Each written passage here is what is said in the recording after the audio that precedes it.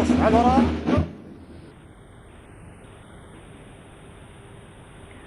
النشيد الوطني للولايات المتحدة الأمريكية. السلام الملكي السعودي. سلام. خذ.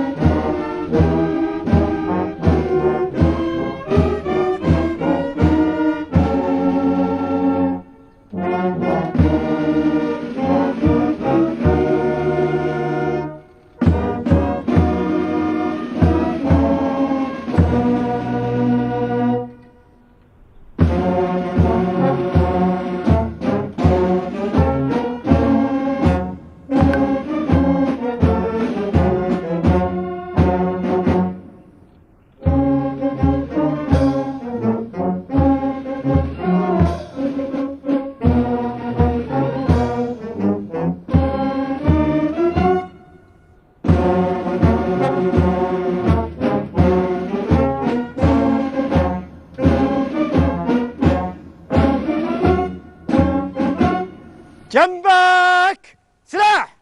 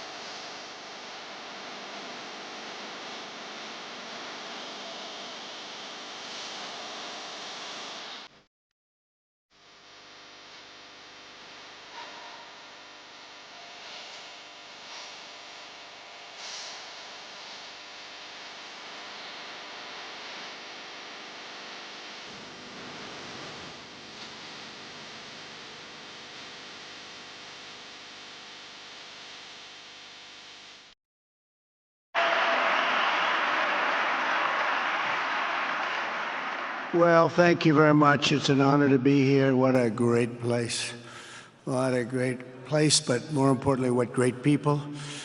I want to thank His Royal Highness, the Crown Prince, for that incredible introduction. He's an incredible man. Known him a long time now. There's nobody like him. Thank you very much. Appreciate it very much, my friend. And it's a tremendous honor to return to this beautiful kingdom and be welcomed back with such extraordinary generosity and warmth. I've never forgotten the exceptional hospitality showed to us by King Solomon, who's just, we talk about a great man. That is a great man. That is a great man, a great family. And that visit took place exactly 8 years ago. The graciousness of the royal family and the Saudi people is really unsurpassed, no matter where you go. Let me also thank the countless ministers, government officials, business leaders, and distinguished guests for that warm welcome. Very warm, and I know so many of you. I'd like to call out all of your names, but we have a lot of problems. We'd be here for a long time. We don't want that, so don't be upset. With this historic state visit, we celebrate more than 80 years of close partnership between the United States and the Kingdom of Saudi Arabia. Ever since President Franklin Roosevelt met with King Solomon's father, King Abdul Aziz, aboard the USS Quincy in 1945, the U.S.-Saudi relationship has been a bedrock of security and prosperity. Today we reaffirm this important bond, and we take the next steps to make our relationship closer, stronger, and more powerful than ever before. It is more powerful than ever before.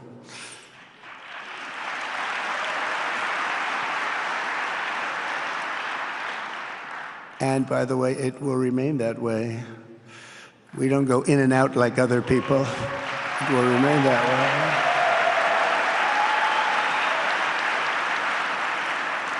I've come this afternoon to talk about the bright future of the Middle East, but first let me begin by sharing the abundance of good news from a place called America. In less than 4 months, our new administration has achieved more than most other administrations accomplish in 4 years or even 8 years. We've actually done, for the most part, more. The day I took office, we inherited, thank you. Thank you. The day I took office, we inherited a colossal invasion on our southern border, an invasion like you'd never want to see here. Nobody should ever want to see it. But within weeks, we slashed illegal border crossings to an all-time low, down 99.999%. That's good, even for this great gentleman standing right in front of me. That's a good number. We had hundreds of thousands of people. They came in at the same time last year. And last month, we had, in this massive border, 3 people that got in. That's quite a difference. And we have no choice but to get a lot of the people that came in, because they were not the best people. They were, in many cases, very bad people. We're getting them out. We're getting them out very fast. We're bringing them back to where they came from. We have no choice. After years of military recruiting shortfalls, enlistments in the U.S. Armed Forces are now the highest in 30 years because there is such an incredible spirit in the United States of America. We have tremendous spirit again. Just about a year ago, it was a big story, front page on every paper all over the world, that nobody wanted to enlist in our military, meaning we were way under enlisted. And just last week it came out that we had the strongest enlistment. They say 30 years, but probably it's maybe ever. They don't go back that far. It's the best, and that includes police officers, firemen, everything else. Is a great spirit in the United States right now. A brand new poll from Rasmussen just showed that the number of Americans who believe the nation is on the right track, they have a right track, wrong track, is now the highest in over 20 years. And it hasn't been anything like this because for many years it was the wrong track. And I can tell you for the last 4 years it was definitely the wrong track, but it's the highest it's been in many, many years. We renamed the Gulf of Mexico into the Gulf of America. That was very popular, other than perhaps with Mexico. And most importantly, for the people in this room, the days of economic misery under the last administration are rapidly giving way to the greatest economy in the history of the world. We are rocking. The United States is the hottest country, with the exception of your country, I have to say, right? I'm not going to take that on. No, Mohammed, I'm not going to take that on.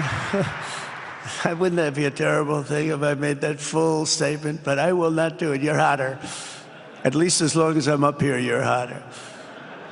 But groceries, gasoline, energy, and all other prices are down with no inflation. We have no inflation, and in a few short weeks, we've created 464,000 brand new jobs. Think of that. It's almost 500,000 jobs created just in a matter of weeks.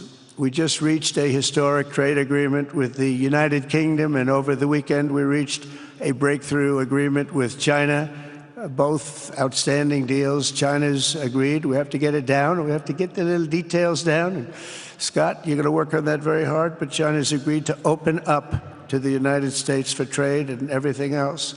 But they have to do it, so we'll see what happens. But we had a very, very good meeting with both of those countries. We are cutting 10 old regulations for every new regulation. We're getting rid of all of the red tape that is so many, frankly, countries, as they get older, they develop a lot of red tape, and we're getting rid of it. We're getting rid of it at record levels. And I'm pleased to report that the United States Congress is on the verge of passing the largest tax cut and regulation cut in American history. We think we're in good shape to get that. And if we get that, that will be like a rocket ship for our country. In the first quarter of the year, the investment in America was up an astounding 22%. More than $10 trillion of new investments have been announced or are coming just since the election on November 5th. So think of that. In a very short period of time, we have over $10 trillion, and it could be much higher than that. Not everybody comes to the White House to have a news conference that they're going to be opening up in America, but they're all coming in at numbers that we've never seen before. If you take a look at other presidencies, they wouldn't do $1 trillion sometime in years. We did this in essentially 2 months because you have to say we got into office and they gave me about a month to clean up and fix up the Oval Office. And after that, we started working. And the money is pouring in, the jobs are pouring in, the companies are pouring into our country like we've never seen before. There's never been anything like it. And we let other people tariff us into losing a lot of money and a lot of jobs, and now we're tariffing them. And it's at a level that nobody's seen. It's a level that is making us a very much different country and a very different Republican Party. We won a tremendous victory in November. We won all 7 swing states, the popular vote by millions and millions of votes. The Electoral College, we won by 312 to 226. Remember, they said, well, we could get to 270. No, we got to 312. That's a big difference. And very importantly, we won counties throughout the United States, 2,660 to 451. That's why when you look at a map, they're all red. It's all, the whole country is red. Red stands for Republican. From the moment on and from the moment we started, we've seen wealth that just poured and is pouring back into America. Apple is investing $500 billion. NVIDIA is investing, and I see my friend is here, Jensen. That's very good, wherever you may be. I thank you very much, because he's putting in $500 billion. TSMC is investing. Where is Jensen, by the way? Where is he? He's standing here. Where is he? I just saw that. Thank you very much, Jensen. I mean, Tim Cook isn't here, but you are. What a job you've done. He said he's got 99% of the chip market. I don't know. That's a big, that's not easy to beat. But what a job you've done. Thank you. We are proud to have you in our country. You know that. Thank you for the investment. TSMC is investing $200 billion, and with this trip, we're adding over $1 trillion more in terms of investment into our country and buying our products. And you know, nobody makes military equipment like us. We have the best military equipment, the best missiles, the best rockets, the best everything. Best submarines, by the way. Most lethal weapon in the world. In addition to purchases of $142 billion of American-made military equipment by our great Saudi partners, the largest ever. This week there are multi-billion-dollar commercial deals with Amazon, Oracle, AMD, they're all here, Uber, Qualcomm, Johnson & Johnson, and many, many more. So I want to congratulate everybody, so many great business executives, many of you, most of you I know, and they're coming in, you know, about a month ago, they weren't that happy when they saw me, and now they're saying, sir, you're doing a great job, thank you very much. It's amazing what a rising market will do. Oh, it's going to get a lot higher. In fact, I told people 5 weeks ago, this is a great time to buy. I got criticized for that. Now they don't criticize me anymore. People should have listened.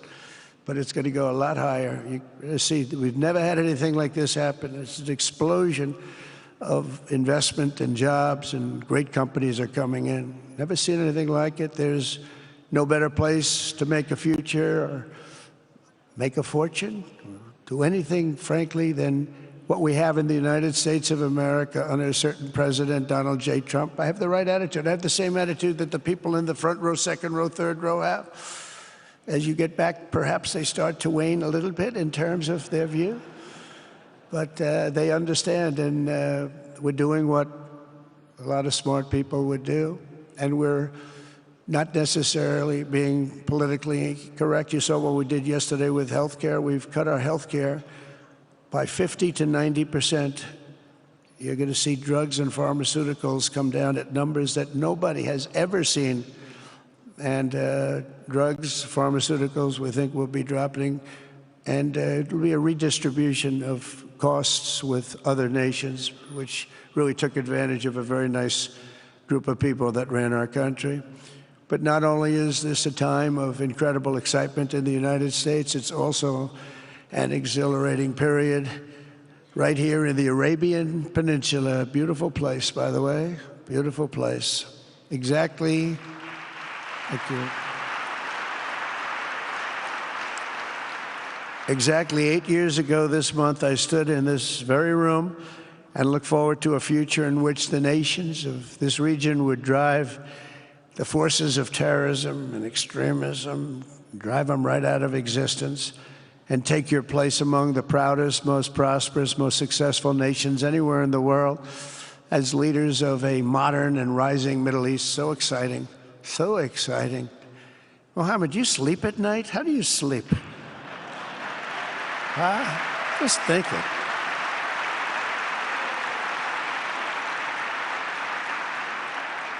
What a job. He tosses and turns like some of us. Tosses and turns all night. How do I make it even better all night? It's the ones that don't toss and turn. They're the ones that will never take you to the promised land, won't they? But you have done some job. True. But critics doubted that it was possible what you've done. But over the past 8 years, Saudi Arabia has proved the critics totally wrong. The transformation that has occurred even by these incredible business leaders. I mean, you had the biggest leaders in business anywhere in the world standing right before us. But the transformation that has occurred under the leadership of King Salman and Crown Prince Mohammed has been truly extraordinary. Such a thing has, I don't think, ever happened before. I've never seen anything at that scale happen before.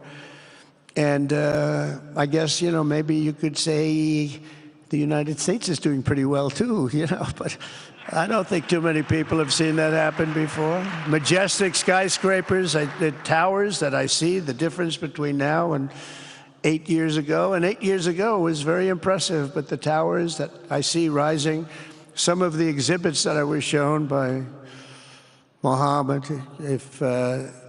what I've seen there is just an amazing, it's an amazing process, amazing genius of so many people, architecture, but I have a feeling I know where many of those ideas came from. Happens to be sitting right in this room right before me, but the towers and all of the different, I've seen a lot of different towers. I didn't think there's any version of a tower that I haven't seen in one form or another. I just passed 4 exhibits. I have never seen anything like any of them. So it's going to be very exciting.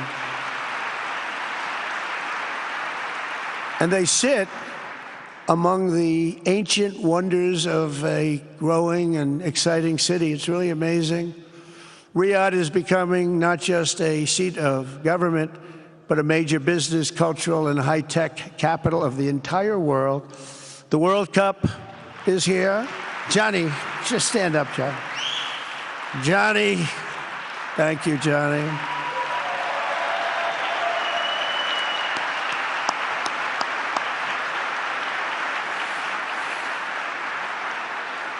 Great job, Johnny, great job. But the World Cup and the World Expo will soon be coming here, just like the World Cup is coming to the United States. It's going to be really exciting next year.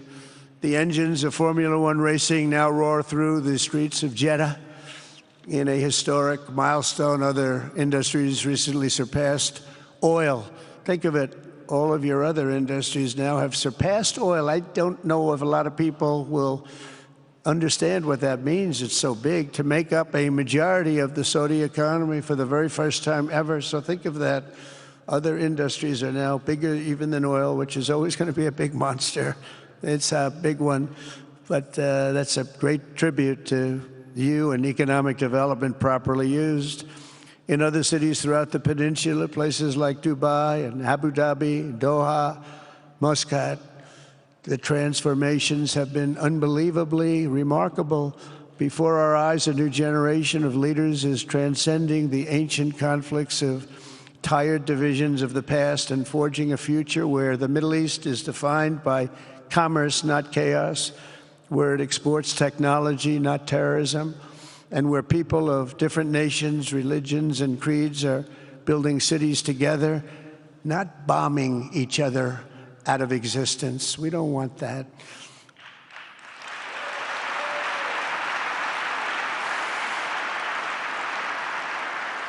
And it's crucial for the wider world to note this great transformation has not come from Western interventionists or flying people in beautiful planes giving you lectures on how to live and how to govern your own affairs. No, the gleaming marvels of Riyadh and Abu Dhabi were not created by the so-called nation builders, neocons, or liberal nonprofits like those who spent trillions and trillions of dollars failing to develop Kabul, Baghdad, so many other cities. Instead, the birth of a modern Middle East has been brought by the people of the region themselves, the people that are right here, the people that have lived here all their lives, developing your own sovereign countries, pursuing your own unique visions and charting your own destinies in your own way. It's really incredible what you've done.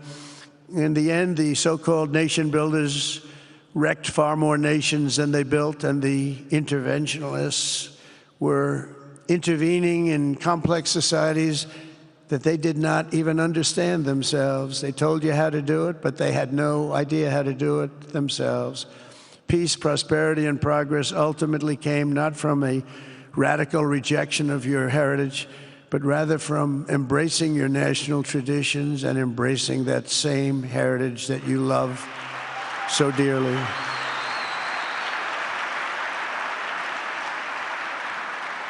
And it's something only you could do. You achieved a modern miracle, the Arabian way. That's a good way.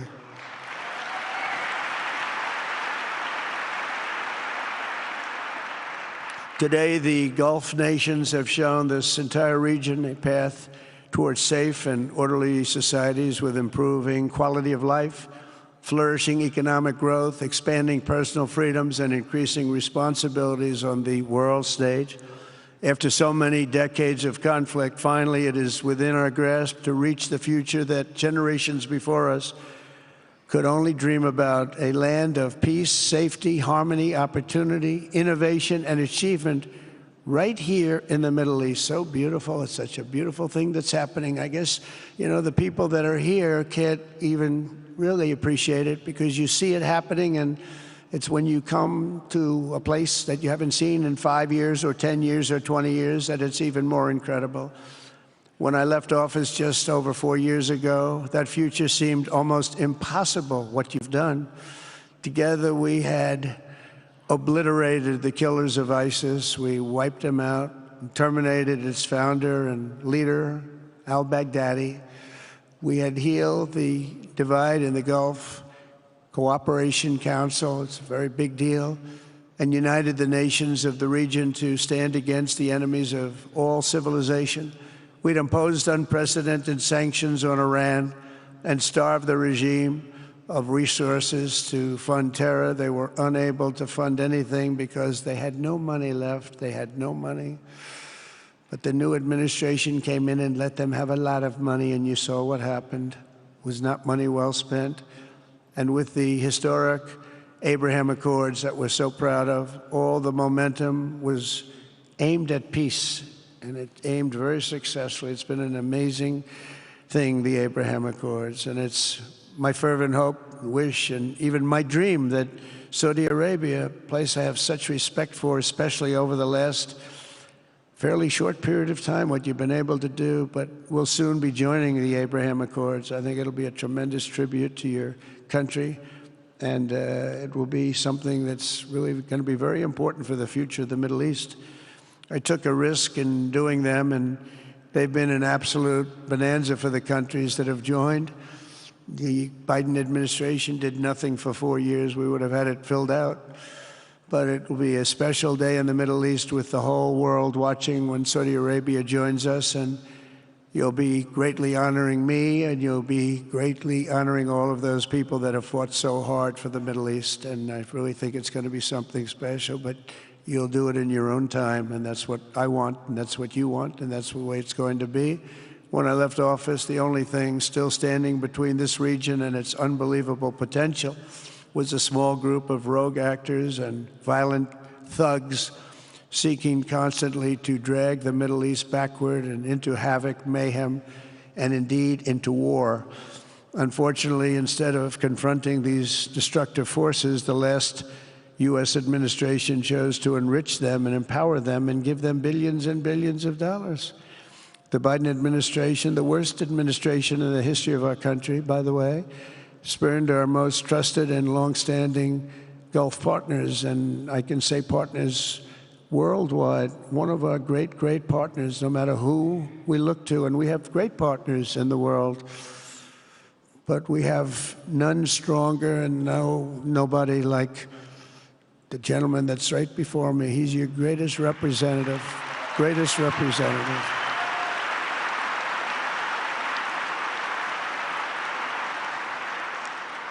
And if I didn't like him, I'd get out of here so fast. You know that, don't you? He knows me well. I do. I like him a lot. I like him too much. That's why we give so much, you know? Too much. I like you too much. Great guy. They lifted sanctions on Iran in exchange for getting nothing, and sent the regime tens of billions of dollars to fund terror and death all over the world. And they laughed at him. They laughed at our leader. And they're still laughing at our leader. They thought him a fool. And they made nothing but trouble ever since, including the funding of October 7th, one of the worst days ever in the history of the Middle East. Horrible day. Biden removed the Houthis from the list of foreign terrorist organizations, even while missiles and drones were being launched right here at your beautiful city of Riyadh, and launched at ships if they happened to be sailing in the wrong location. The Biden administration's extreme weakness and gross incompetence derailed progress toward peace, destabilized the region, and put at risk everything we had worked so hard to build together. And when you think of the great achievements that you've made, to do it in light of a pretty hostile administration, an administration that was not a believer, it makes your achievements even greater. Makes them even greater, you know that. But in a few short months since taking office, we have achieved the swift return of American strength at home and abroad, now working with the vast majority of people in this region who seek stability and calm. Our task is to unify against the few agents of chaos and terror that are left and that are holding hostage the dreams of millions and millions of great people. The biggest and most destructive of these forces is the regime in Iran, which has caused unthinkable suffering in Syria, Lebanon, Gaza, Iraq, Yemen, and beyond. There could be no sharper contrast with the path you have pursued on the Arabian Peninsula than the disaster unfolding right across in the Gulf of Iran. Think of that. They wanted to name it that. I said, they're not going to let them do that. Do you mind if I stop that? I stopped it. We're not going to let that happen.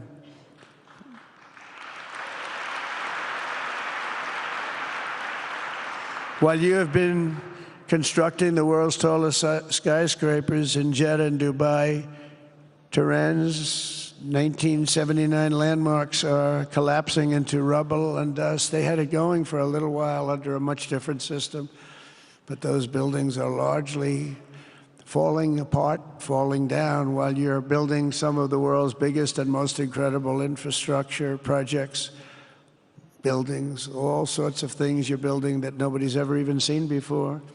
Iran's decades of neglect and mismanagement have left the country plagued by rolling blackouts lasting for hours a day. All the time you hear about it. While your skill has turned dry deserts into fertile farmland, Iran's leaders have managed to turn green farmland into dry deserts as their corrupt water mafia, it's called it the water mafia, causes droughts and empty riverbeds. They get rich, but they don't let the people have any of it. And then, of course, there's the key difference at the root of it all. While the Arab states have focused on becoming pillars of regional stability and world commerce, Iran's leaders have focused on stealing their people's wealth to fund terror and bloodshed abroad. Most tragic of all, they have dragged down an entire region with them. Countless lives were lost in the Iranian effort to maintain a crumbling regime in Syria. Look at what happened with Syria. In Lebanon, their Hezbollah proxies have pillaged the hopes of a nation whose capital, Beirut, was once called the Paris of the Middle East. Can you imagine? All of this misery and so much more was entirely avoidable, absolutely avoidable. And Mohammed knew that. He knew that. Smart people knew that. If only the Iranian regime had focused on building their nation up instead of tearing the region down. Yet I'm here today not merely to condemn the past chaos of Iran's leaders, but to offer them a new path and a much better path toward a far better and more hopeful future. As I've shown repeatedly, I am willing to end past conflicts and forge new partnerships for a better and more stable world, even if our differences may be very profound, which obviously they are in the case of Iran. I have never believed in having permanent enemies. I am different than a lot of people think. I don't like permanent enemies, but sometimes you need enemies to do the job, and you have to do it right. Enemies get you motivated. In fact, some of the closest friends of the United States of America are nations we fought wars against in generations past, and now they're our friends and our allies. I want to make a deal with Iran. If I can make a deal with Iran, I'll be very happy if we're going to make your region and the world a safer place. But if Iran's leadership rejects this olive branch and continues to attack their neighbors, then we will have no choice but to inflict massive, maximum pressure, drive Iranian oil exports to zero, like I did before. If you know that, they were a virtually bankrupt country because of what I did. They had no money for terror. They had no money for Hamas or Hezbollah, and take all action required to stop the regime from ever having a nuclear weapon. Iran will never have a nuclear weapon.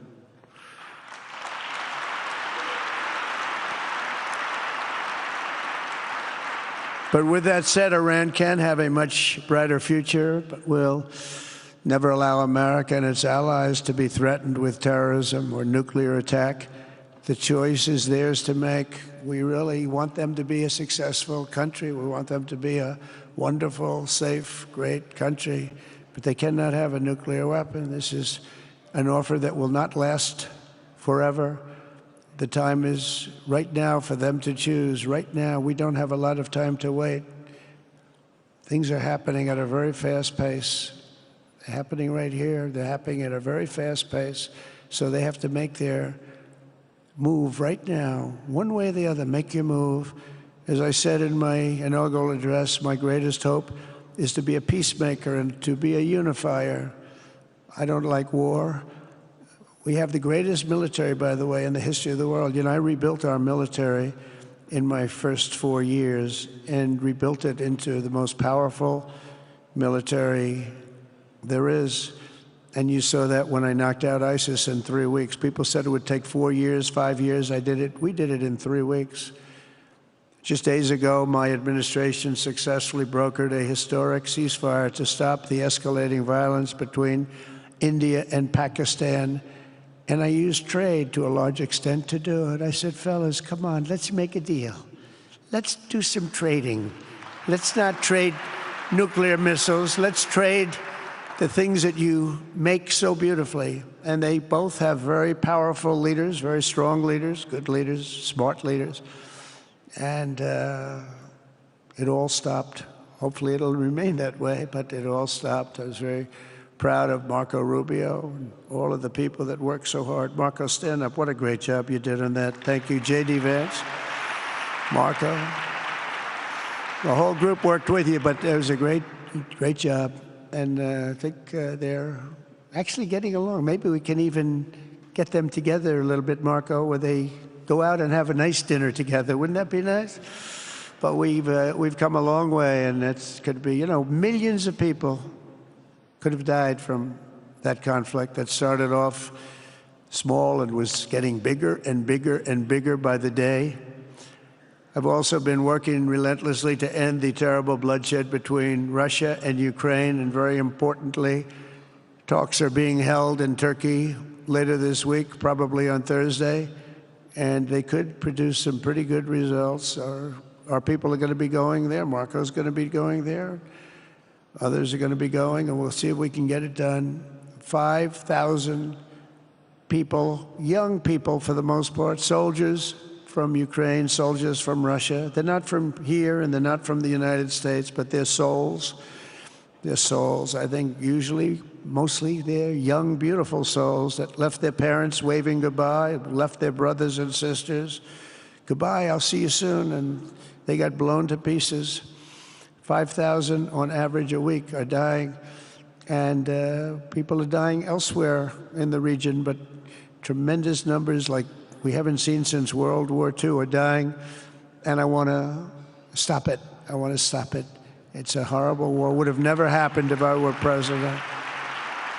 That's a war that would have never happened. October 7th would have never happened if I were president, because Iran had no money to pay Hamas or anybody else. They had no money. They were not looking to take care of them. They had to take care of themselves. They had no money.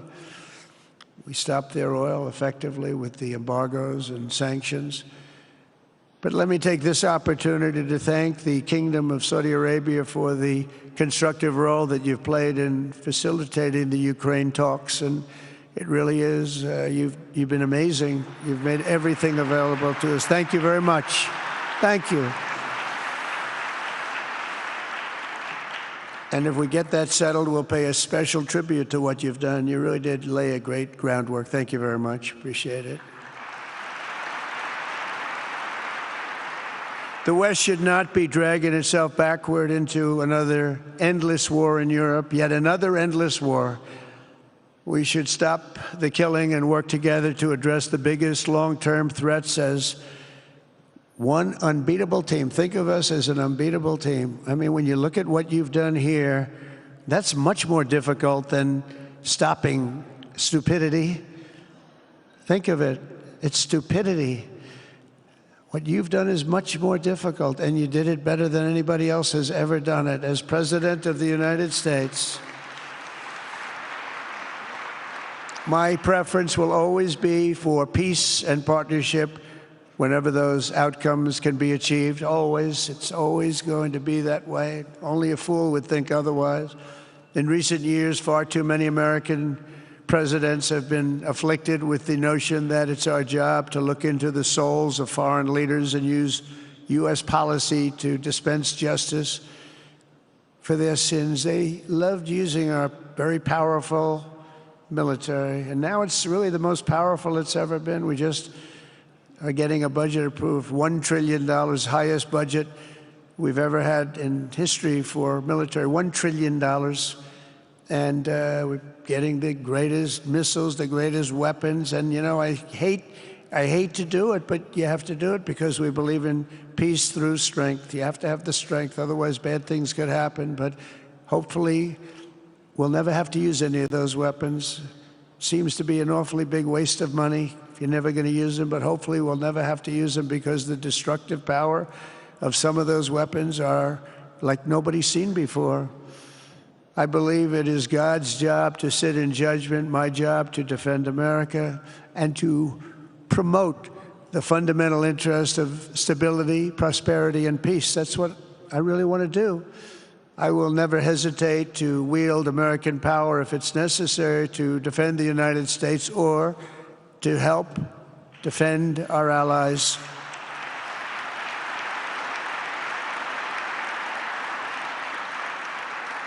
And there will be no mercy for any foe who tries to do us or them harm. We will have no mercy. They understand that. That's why I've been pretty lucky. A lot of people think, you know, he's looking to fight. He's looking to fight, and things get settled. It's an amazing thing when they really think you mean it. But we do. We have the greatest military, the strongest military, stronger than any. Nobody's even close. We have the best weapons in the world, but we don't want to use them. If you threaten America or our partners, however, then you'll be faced with overwhelming strength and devastating force. We have things that you don't even know about, you don't hear about, and if you did, you'd say, wow. In recent weeks, following repeated attacks on American ships and freedom of navigation in the Red Sea, the United States military launched more than 1,100 strikes on the Houthis in Yemen. As a result, the Houthis agreed to stop. They said, we don't want this anymore. It's the first time you've heard that from them, too. They're tough. They're fighters. But just days ago, we were asked to cease targeting commercial. They were not going to be targeting commercial ships in any way, shape, or form, or anything American. And they were very happy that we stopped. But we had 52 days of thunder and lightning like they've never seen before. This was a swift, ferocious, decisive, and extremely successful use of military force. Not that we wanted to do it, but they were shooting down ships. They were shooting at you. They were shooting at Saudi Arabia. We don't want them shooting at Saudi Arabia, if that's okay. So we hit them hard. We got what we came for, and then we got out. Since January 20th, the U.S. military has terminated 83 terrorist leaders operating across Iraq, Syria, and Somalia, including ISIS's #2 global leader. You read about that just recently. With the help of Pakistan, we apprehended the ISIS terrorists responsible for the attack on 13 American service members at Abbey Gate, that horrible, horrible disaster. During this Afghanistan withdrawal, you know, that's another thing that we don't even think about so much anymore. 13 died, but 42 were horribly wounded. But hundreds of people died overall, because I count the people on the other side. Hundreds of people just grossly incompetent. It's probably why Putin decided to go into Ukraine, something he never would have done if I were president. But we wouldn't have had the problems of October 7th if I were president. We wouldn't have had Ukraine, Russia if I were president. We wouldn't have had Abbey Gate, because there wouldn't have been any reason we were getting out, but we were getting out with dignity and with strength and power. But the way they got out was not good. I think it was the most embarrassing moment in the history of our country. And we've been working tirelessly to bring back all hostages held by Hamas. We brought back a lot already, but we're bringing back more. This weekend, we successfully negotiated the release of the last American hostage, Edan Alexander. Just came out a few hours ago, and we continue to work to get that war ended as quickly as possible. It's a horrible thing that's taking place. All civilized people must condemn the October 7th atrocities against Israel, which would never have happened again if you had probably a different president, but definitely if you had me as president. The people of Gaza deserve a much better future, but that will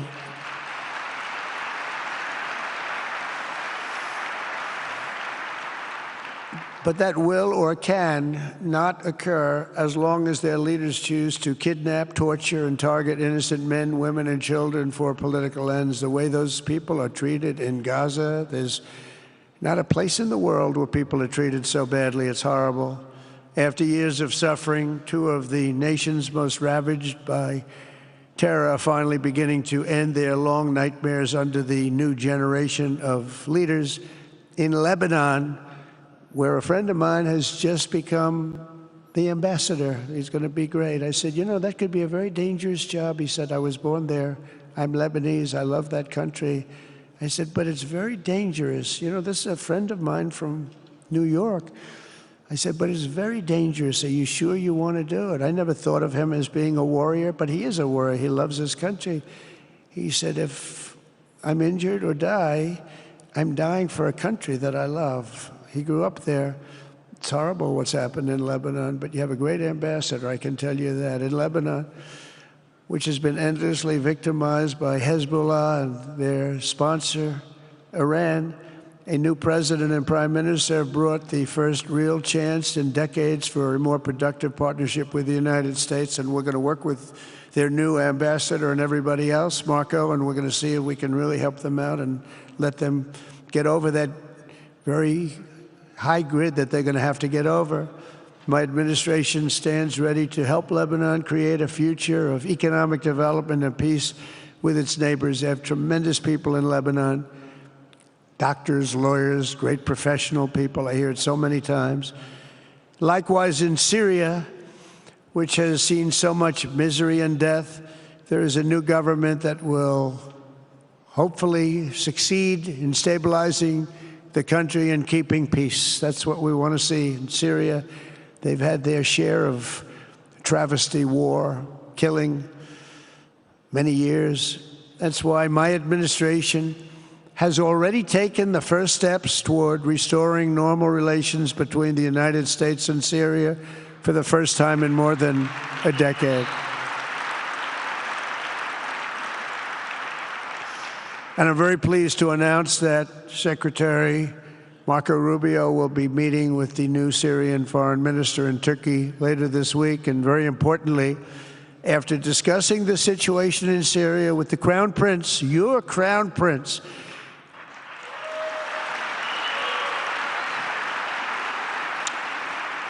and also with President Erdogan of Turkey, who called me the other day and asked for a very similar thing, among others, and friends of mine, people that I have a lot of respect for in the Middle East, I will be ordering the cessation of sanctions against Syria in order to give them a chance at greatness.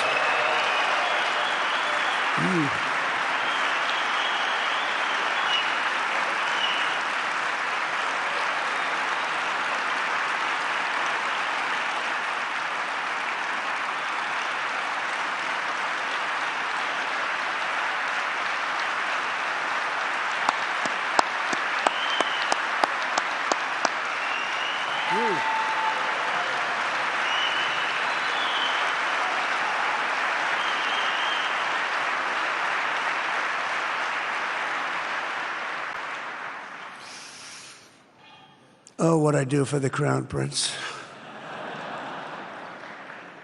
The sanctions were brutal and crippling and served as an important, really an important function, nevertheless, at the time. But now it's their time to shine. It's their time to shine. We're taking them all off, and they're going to have, I think they're going to have, based on the people and the spirit and everything else that I'm hearing about.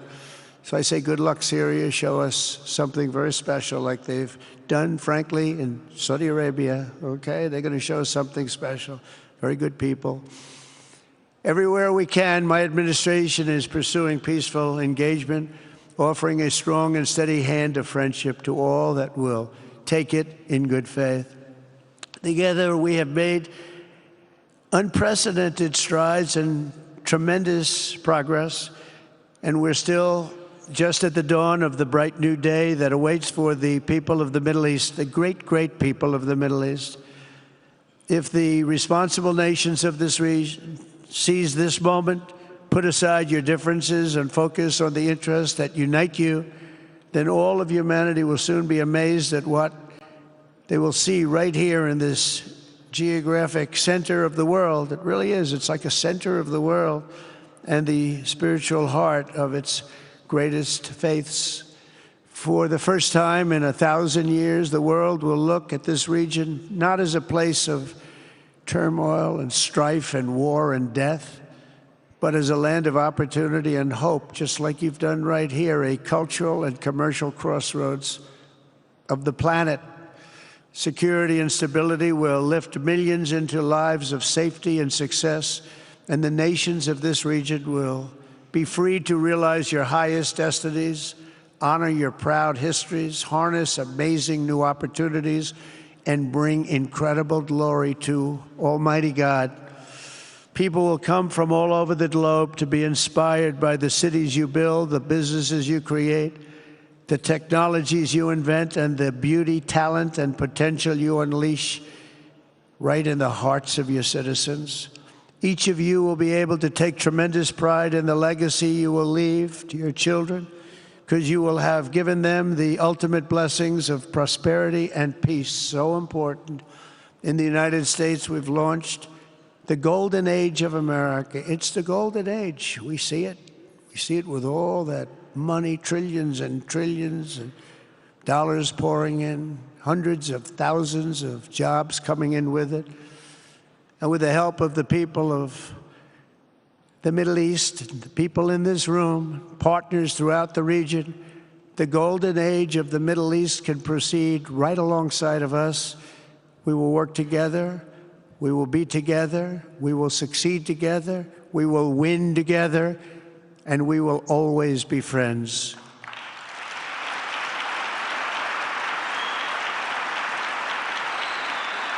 Thank you.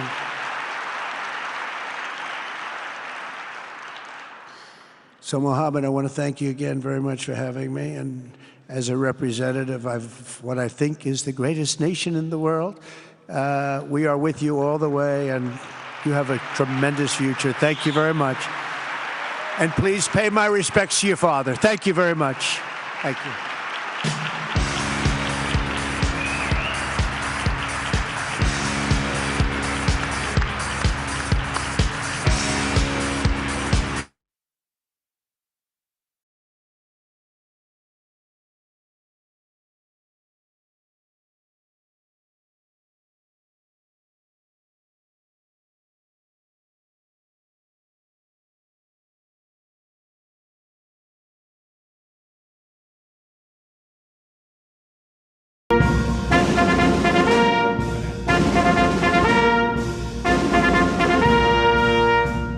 Ladies and gentlemen, the President of the United States.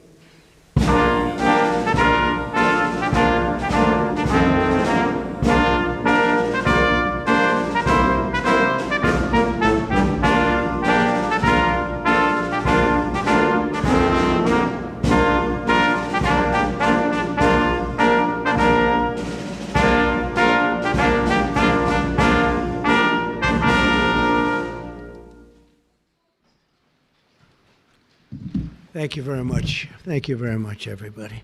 Please. Good to be with you. Good-looking people behind me. Too many good-looking people. Never like that many. You look great. We had a wonderful team here yesterday, Ohio State. They also had an incredible season, as you know. And we had the Dodgers here. They just won the World Series last year, World Series, so we have a lot of people celebrating at the White House. There's no place like it. Very special, very, very special. And it's an honor to have you all. And I want to say, number one, at ease. Just enjoy yourself.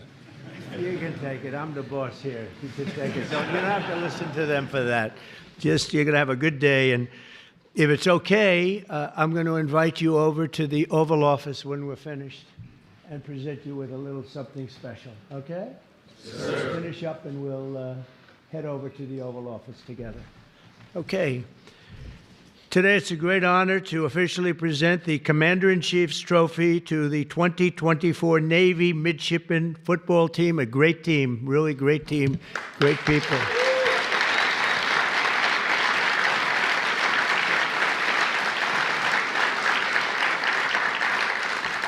Congratulations, and we're thrilled to be joined by a proud Marine Corps veteran Vice President J.D. Vance. J.D.? Where's J.D.? What the hell happened to J.D.? Because he was just here. He must have gotten a call from China. He'll be here. Along with Secretary of Defense Pete Hegseth. Thank you, Pete, very much. You're doing a great job, too. The Houthis aren't doing very well, but you're doing well, aren't you? Huh? Secretary of the Navy, John Phelan, friend of mine, great guy, very successful person, by the way. Our new chairman of the Joint Chiefs of Staff, Dan Raisin-Cane. Where is he? There he is. I talked about him in my speeches for years. Who knew I was going to be appointing him to be the top? And it's an honor. It's a real honor. Everything you did with me was perfect. I said, what happened to that guy Raisin-Cane? I want him. And that's what happened. And so you're going to do a great job. I have no doubt about it. Thanks, Dan. Acting Chief of Naval Operations, Admiral James Kilby. Admiral, thank you. Congratulations. And Superintendent of the Naval Academy, Vice Admiral Yvette Davids. Yvette? Oh, hello, Yvette. How are you, Yvette?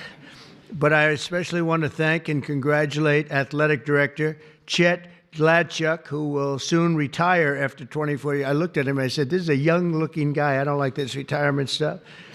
But after 24 years, and he's going to do other things, I guarantee you that it'll also be incredible. But it's going to be very hard to top what he's done as athletic director. He's had the honor of 4 national championships, 251 conference titles, and 352 All-American athletes. That's not bad. Where are you? Where are you? That is not bad.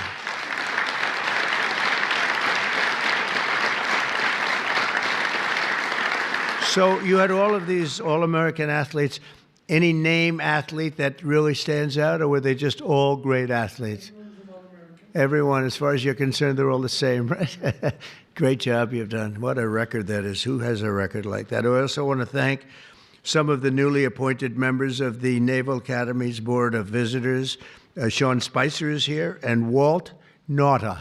Now, Walt could be, he's thinking about going to Guam someday, and he'll be taking over as governor, but we won't mention that right now, Walt, will we, huh? He's fantastic. He's been with me for a long time, and he's great. And Sean, where's Sean Spicer? Sean, congratulations. It's a great honor. I can tell you, a lot of people wanted that position, so you guys are going to do it well. I have no doubt about it.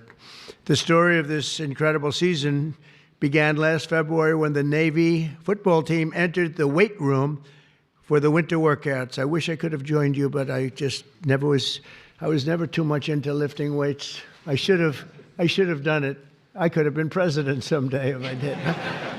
After 4 disappointing seasons, it was so disappointed, your coach, Brian Newberry, plastered pictures of this magnificent trophy on every wall to remind you of the ultimate prize. And in 2024, you lived up to Coach Newberry's vision, and you showed the world, the midshipmen, and that you know how to fight, and win, right? And that's what you did. That's what you did. Wow. That's a hell of a trophy. How much does that weigh? I don't know. Am I supposed to carry that? I don't think it can be done. I hear it's quite heavy, actually.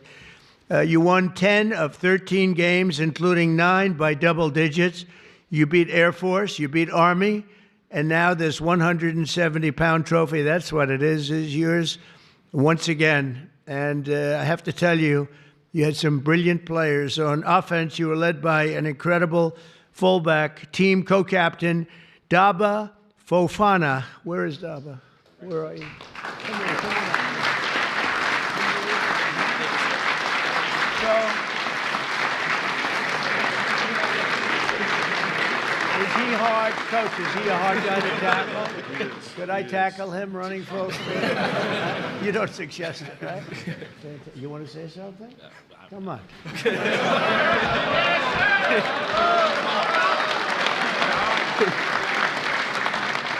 I'm just going to say we couldn't have done it without Brian Newberry here, my co-captain here, Colin Ramos, and just everyone buying into the mission. And I'm excited. Praise the Lord. Thank you. That's great.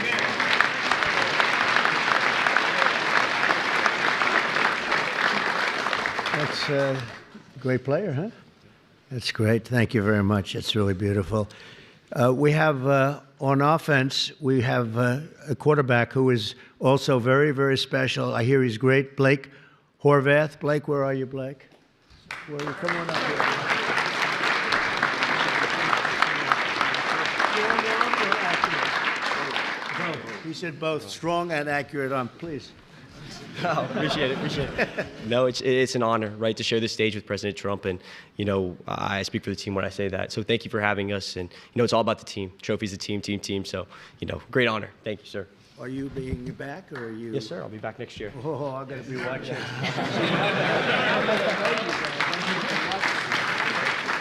I hear you. Fantastic. Thank you very much, Blake.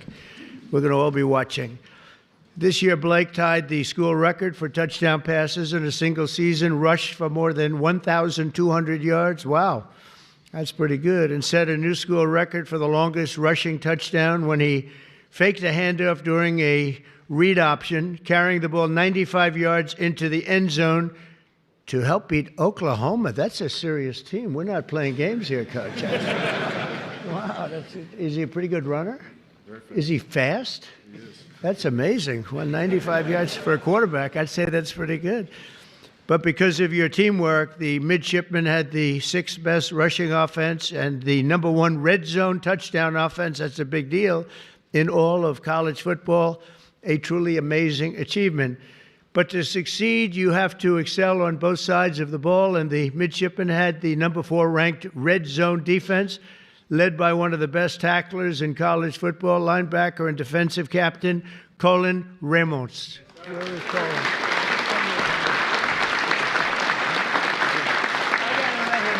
I'll say something. Say a couple. It's an absolute honor to be here. It was an amazing season. I'm so proud of these guys, and thank you, President Trump, for having us. Really an honor. Thank you. I'll bet you're a tough guy. Huh? You gotta to do that, you got to be tough. Come here. Congratulations. That's beautiful. Great, huh?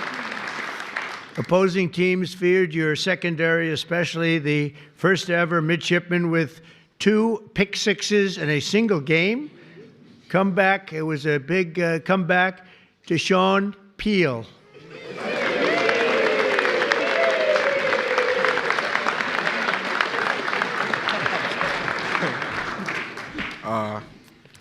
Yeah, we're just very grateful to be here. Yeah, that's it, really.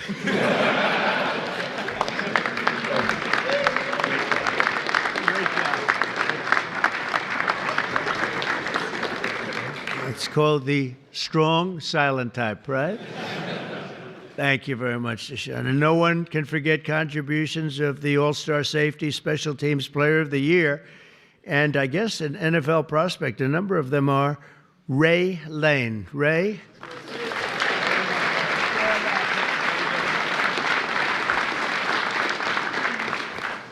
Yeah, I just want to say it's an honor to be here. Thank you for the support. And, go Navy, beat Army.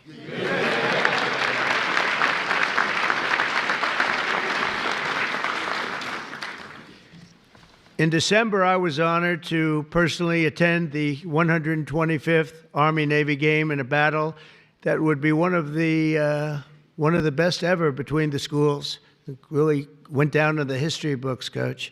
After you held the lead all game, the fourth quarter Army offense prepared to tie it up. They were getting right down there. I was there to watch, and you showed something that was amazing. You showed a very brilliant game time coach IQ, I guess you'd call that, huh? Were you happy with the end? Yes, you were very happy. Did you think you were going to win the game at that point? Okay, he's got to say that, but it was pretty amazing, actually. You faked the fourth down punt and gave the ball to the 6-foot-tall, 285-pound nose guard, Landon Robinson, who found the seam and rumbled 29 yards down the field to clinch the victory and to beat Army. Okay, where are you now? Where are you? Come on. Wow. I wouldn't want to tackle him. Thank you, sir. First off, I just like to say thank you to Mr. President for inviting us. Super thankful.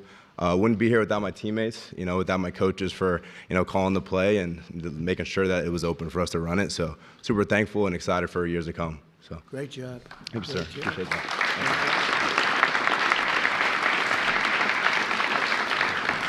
That'd be a hard guy to tackle, wouldn't it, Coach? It's painful. It's called painful. Great job. With the win, this trophy, you secure your spot as one of the greatest teams in Navy football history. That's a tremendous honor. You've had some great teams. As president, I've no higher honor than serving as the commander-in-chief of the America's Armed Forces. And I have to tell you that I've gotten to know so many of the people at the Academy, not only football players, just people generally. Roger Staubach is a friend of mine and a great person. Played golf with him. And the last time I played with him, he hit a shot, looked like we were in trouble, and he came out from behind a tree from about 130 yards away. He had no shot to the green, and it ended up about 6 inches from the hole. And I said, well, that's Roger Staubach, you know?